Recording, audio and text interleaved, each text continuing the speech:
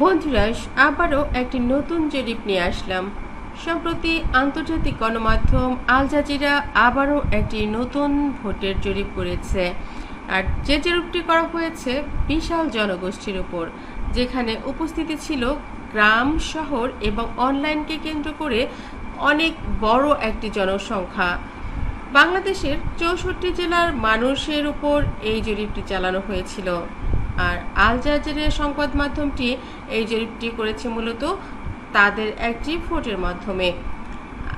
আগামী নির্বাচনে সুষ্ঠু ভোট গঠনের মাধ্যমে কারা কারা অংশগ্রহণ করবেন তাদেরই জরিপ। এটি একটি বিখ্যাত গণমাধ্যম, আমরা সকলেই জানি আল জাজিরা।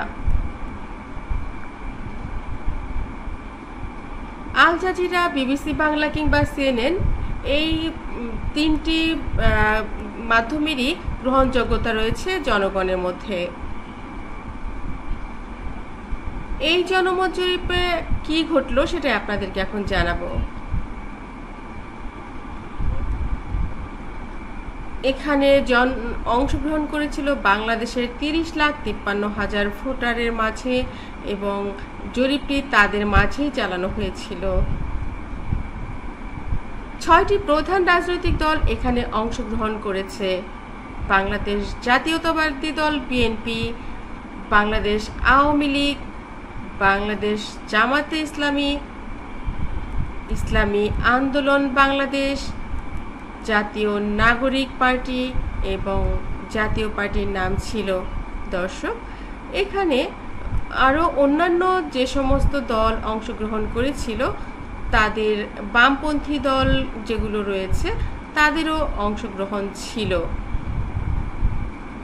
তো দর্শক, আমরা প্রথমেই এখানে বিশ্লেষণ করব যে অন্যান্য যে রাজনৈতিক দলগুলো রয়েছে সেগুলোর পক্ষে সাপোর্টার রয়েছে কত পার্সেন্ট, কিংবা কত পার্সেন্ট জনগণ তাদেরকে ভোট দিতে চায়।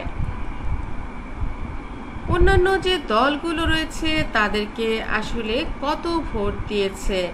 বন্ধুরা, 2% জনগণ মাত্র অন্যান্যদের চেয়েছে।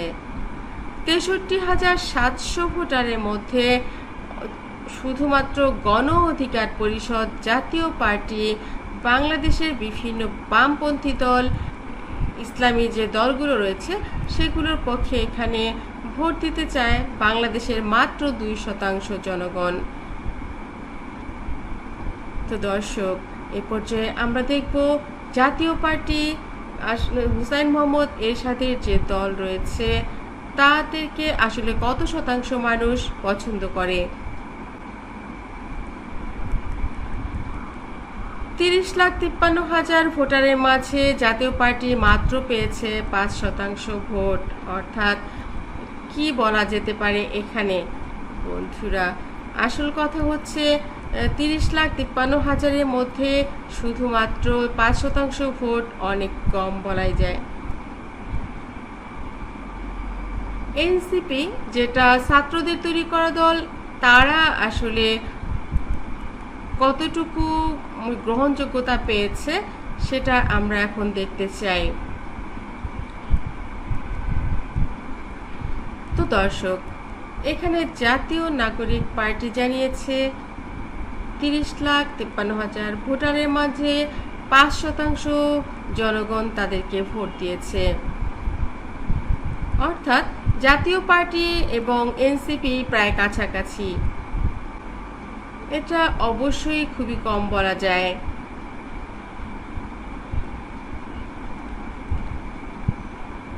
এই মুহূর্তে এনসিপি যদি অংশগ্রহণ করে এবং কোনো জোটের সঙ্গে না যায়, তাহলে তারা তাদের জামানত হারাবে।